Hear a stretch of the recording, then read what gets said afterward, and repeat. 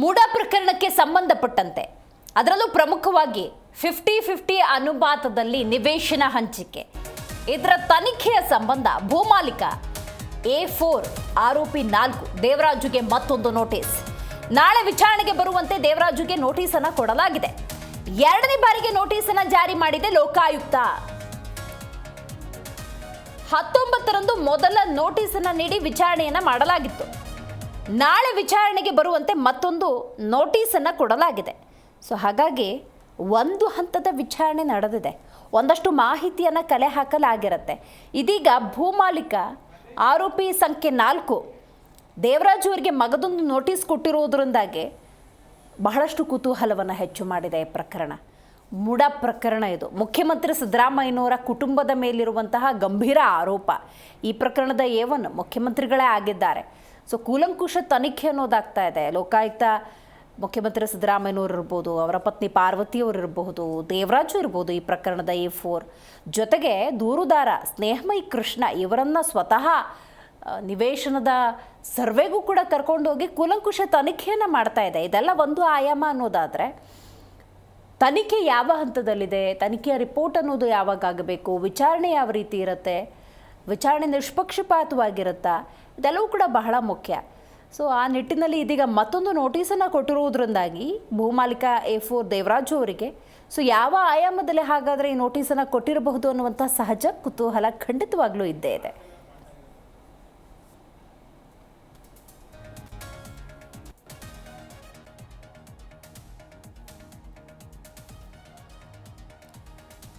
ಮೂಡ ಪ್ರಕರಣಕ್ಕೆ ಸಂಬಂಧಪಟ್ಟಂತೆ ಈಗಾಗಲೇ ಒಂದು ಹಂತದ ಬೆಳವಣಿಗೆಗಳಂತೂ ಆಗಿದೆ.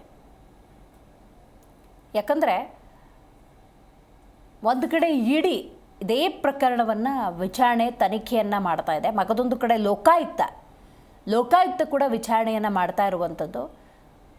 ಮುಖ್ಯಮಂತ್ರಿ ಸಿದ್ದರಾಮಯ್ಯನವರು ಇರ್ಬೋದು, ಅವರ ಪತ್ನಿ ಪಾರ್ವತಿ ಇರ್ಬೋದು, ಈ ಪ್ರಕರಣದ A4 ದೇವರಾಜು ಇರ್ಬೋದು, ಇವರೆಲ್ಲರ ಒಂದು ಹಂತದ ವಿಚಾರಣೆ ನಡೆದಿದೆ. ಈಗ ನೋಡಿ, 50-50 ಅನುಪಾತ ಹಿನ್ನೆಲೆಯಲ್ಲಿ ನಿವೇಶನ ಹಂಚಿಕೆ ಅಂದಾಗ ಇನ್ನೊಂದಷ್ಟು ಮಾಹಿತಿ ಅಗತ್ಯ ಇರ್ಬೋದು ಅಂತೆಯೇ ಲೋಕಾಯುಕ್ತ ಮಗದೊಮ್ಮೆ ನೋಟಿಸನ್ನು ಕೊಟ್ಟಿದೆ. ನೋಡಿ, ಇಂಥ ತನಿಖಾ ಪ್ರಕ್ರಿಯೆಗಳು ನಡೀತಾ ಇರುವ ಸಂದರ್ಭದಲ್ಲೇ ಕಳೆದ ಒಂದು ವಾರದ ಹಿಂದೆ ಮೂಡ ಸದಸ್ಯರೆಲ್ಲ ಸೇರಿ ಒಂದು ಮೀಟಿಂಗನ್ನು ಕೂಡ ಮಾಡಿದರು. ಆ ಸಂದರ್ಭದಲ್ಲಿ ಈ ಪ್ರಕರಣಕ್ಕೆ ಸಂಬಂಧಪಟ್ಟಂತಹ ಮೀಟಿಂಗ್ ಏನಲ್ಲ ಅನ್ನುವಂಥ ಸ್ಪಷ್ಟನೆಯ ಕೂಡ ಆ ಸದಸ್ಯರು ಕೊಟ್ಟಿದ್ರು. ರೈಟ್, ಮಗದೊಂದು ಬ್ರೇಕಿಂಗ್ ಅಪ್ಡೇಟ್ ಇದೆ, ನೋಡ್ತಾ ಹೋಗೋಣ. ಲೋಕಾಯುಕ್ತ ಕಚೇರಿಗೆ ಬಂದಿದ್ದಾರೆ ನಟೇಶ್. ಮೈಸೂರು ಮೂಡ ಮಾಜಿ ಆಯುಕ್ತರು ನಟೇಶ್ ಕ್ಯಾಮ್ರಾ ಕಂಡು ಗರಂ ಆಗಿದ್ದಾರೆ. ಮಾಜಿ ಆಯುಕ್ತರು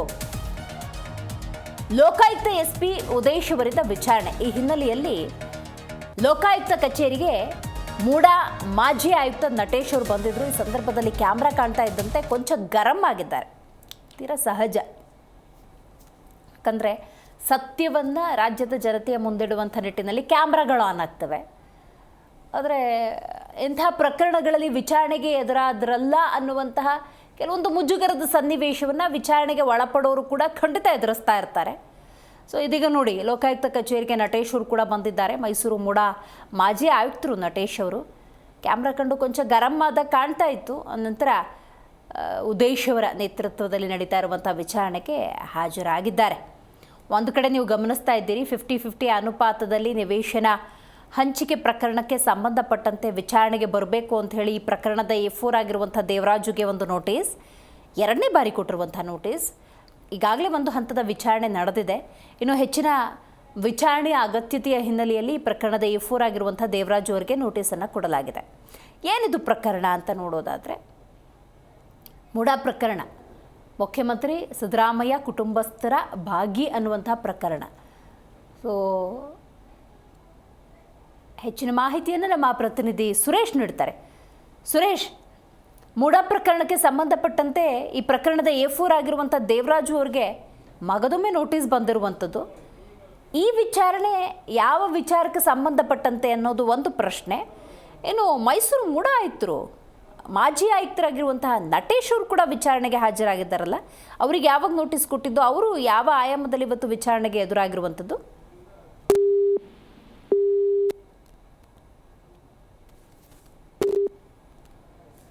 ಸಂಪರ್ಕ ಕಡಿತಗೊಂಡಿದೆ. ಮತ್ತೊಮ್ಮೆ ನಮ್ಮ ಪ್ರತಿನಿಧಿ ಸುರೇಶ್ ಅವರನ್ನು ಸಂಪರ್ಕ ಮಾಡುವಂಥ ಎಲ್ಲ ಪ್ರಯತ್ನವನ್ನು ಮಾಡೋಣ. ನಾನು ಆಗಲೇ ಉಲ್ಲೇಖ ಮಾಡ್ತಾ ಇದ್ದ ಹಾಗೆ ಮುಖ್ಯಮಂತ್ರಿ ಸಿದ್ದರಾಮಯ್ಯನವರ ಕುಟುಂಬಸ್ಥರಿಗೆ ಸಂಬಂಧಪಟ್ಟಂತಹ ಹಗರಣ ಇದು. ಈಗಾಗಲೇ ಒಂದು ಹಂತದ ವಿಚಾರಣೆಯನ್ನು ಎಲ್ಲರೂ ಕೂಡ ಎದುರಿಸಿದ್ದಾಗಿದೆ. ಸೊ ಇದೀಗ ಈ ಪ್ರಕರಣದ A4 ಆಗಿರುವಂತಹ ದೇವರಾಜು ಅವರಿಗೆ ಮತ್ತೊಮ್ಮೆ ನೋಟಿಸನ್ನು ಕೊಟ್ಟಿದ್ದಾರೆ. ನೀವು ಈ ದೃಶ್ಯದಲ್ಲಿ ಗಮನಿಸ್ತಾ ಇದ್ದೀರಲ್ಲ, ಇದೇ ಮೂಡ ಮಾಜಿ ಆಯುಕ್ತರು ನಟೇಶ್ ಅವರು ಕ್ಯಾಮ್ರಾ ಕಾಣ್ತಾ ಇದ್ದಂತೆ ಏನೋ ಜೋರಾಗಿ ಏರು ಧ್ವನಿಯಲ್ಲಿ ಮಾತಾಡಿ ಅಲ್ಲಿಂದ ವಿಚಾರಣೆಗೆ ಹೊರಡೋದನ್ನು ನೀವು ಗಮನಿಸ್ತಾ ಇದ್ದೀರಿ. ಅವರ ಕೋಪ ಯಾವ ರೀತಿ ಇದೆ ಅಂತ ಹೇಳಿದ್ರೆ ಕೈಯಲ್ಲಿದ್ದ ಬ್ಯಾಗನ್ನಿಟ್ಟು ಸ್ವಲ್ಪ ಗರಂ ಆಗಿದ್ರು. ನೋಡೋಣ ಏನೆಲ್ಲ ಮಾಹಿತಿ ಲಭ್ಯವಾಗುತ್ತೆ ಅಂತ ಹೇಳಿ ಮತ್ತೊಮ್ಮೆ ನಮ್ಮ ಪ್ರತಿನಿಧಿ ಸುರೇಶ್ ಸಂಪರ್ಕಕ್ಕೆ ಸಿಕ್ಕಿದ್ದಾರೆ. ಯಾವ ಆಯಾಮದಲ್ಲಿ ಸುರೇಶ್ A4 ದೇವರಾಜುಗೆ ಮಗದೊಮ್ಮೆ ನೋಟಿಸ್ ಕೊಟ್ಟಿರೋದು ಒಂದು, ಇನ್ನು ನಟೇಶ್ ಅವರು ಯಾವ ಕಾರಣಕ್ಕೆ ಇವತ್ತು ವಿಚಾರಣೆಗೆ ಹಾಜರಾಗಿದ್ದು ಸ್ವಲ್ಪ ಗರಂ ಆದಂಗೆ ಕಾಣ್ತಾ ಇತ್ತು ನಟೇಶ್ ಅವರು, ಏನಿದೆ ಮಾಹಿತಿ? ಈಗ ಖಂಡಿತ ಅಂದ್ರೆ ನಟೇಶ್ ಅವ್ರಿಗೆ ಹೆಂಗಾಗ್ಬಿಟ್ಟಿದೆ ಅಂತಂದ್ರೆ ಹಿಂದೆ ಆಗಿರುವಂತದ್ದು ನಟೇಶ್ ಅವರ ಕಾಲದಲ್ಲಿ ಅನ್ನೋದು ಕ್ಲಿಯರ್ ಆಗಿ ಗೊತ್ತಾಗ್ತದೆ ಮೇಲ್ನೋಟಕ್ಕೆ.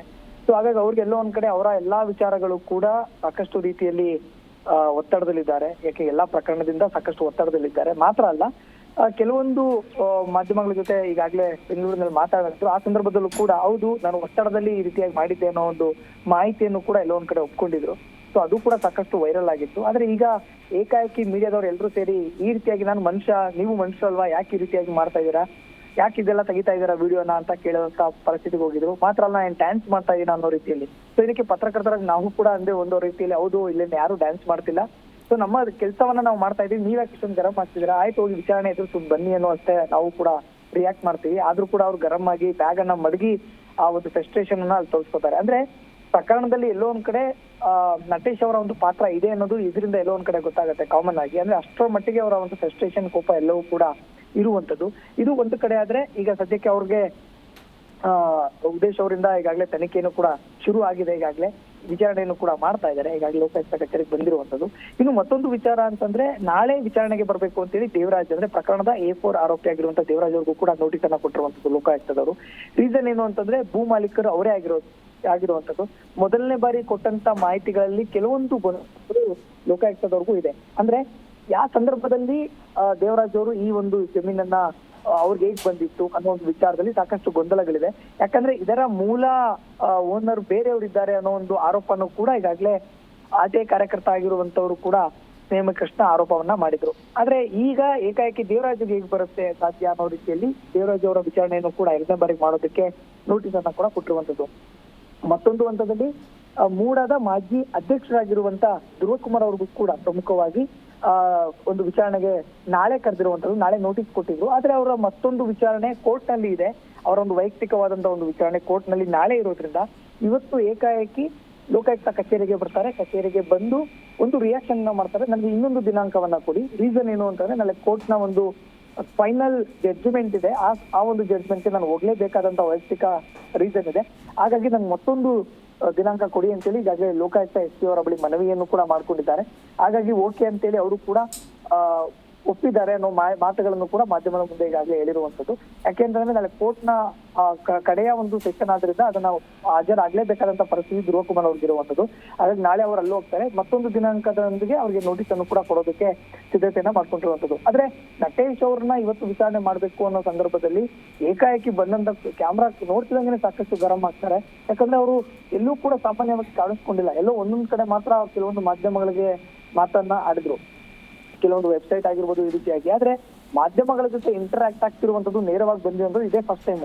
ಕೇವಲ ವಿಡಿಯೋಗಳನ್ನು ತೆಗಿತಾ ಇದಾರೆ, ಅವರ ದೃಶ್ಯ ಸೆರೆ ಹಿಡಿತಾ ಇದಾರೆ ಅಂತೇಳಿ ಈ ತರ ಗರಂ ಆಗಿದ್ದಾರೆ ಅಂತಂದ್ರೆ ಸೊ ಎಲ್ಲೋ ಒಂದ್ ಕಡೆ ಅವ್ರಿಗೆ ಗೊತ್ತಾಗ್ತಾ ಇದೆ ಅನ್ಸುತ್ತೆ ಇದ್ರಲ್ಲಿ ನಾನು ಸಿಕ್ಕಿದೀನಿ, ಖಂಡಿತವಾಗ್ಲು ನಾನು ಈ ರೀತಿಯಾಗಿ ಮಾಡಿದ್ದೀನಿ ಅನ್ನೋ ಎಲ್ಲಾ ಒಂದು ವಿಚಾರಗಳು ಕೂಡ ಆಗಿದೆ.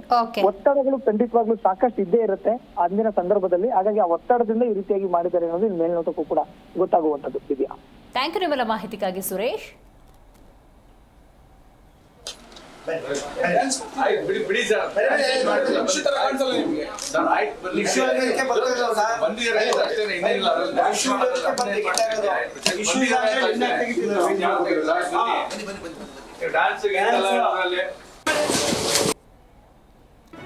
ಜಿ ಕನ್ನಡ ನ್ಯೂಸ್ ಈಗ ನಿಮ್ಮ ಮನೆಯಲ್ಲೇ ನೋಡಿ. ಎಲ್ಲ ಕೇಬಲ್ಗಳಲ್ಲಿ ಈಗ ಲಭ್ಯ. ನಿಮ್ಮ ನೆಚ್ಚಿನ ಜಿ ಕನ್ನಡ ನ್ಯೂಸ್ ಈಗ ಸನ್ ಡೈರೆಕ್ಟ್ ನಲ್ಲಿ number 292. Tata play number 1664, Jio TV number 1334, NXT digital number 30, in cable number 30, city networks 51, U digital number 162, GTPL number 17, Rockline telecommunications number 42, Shri Basaveshwara cable number 168, rural cable network 60, Vinayaka digital 57, Abhishek cable 821, city channel 53, Siddeshwara cable network 57, V4 digital Infotech 628, Surya digital networks 53, Gajanan digital number 836, Malnad Infotech private limited number 56, Metrocast number 830, Victory Digital number 167ರಲ್ಲಿ ನೋಡಿ ಆನಂದಿಸಿ.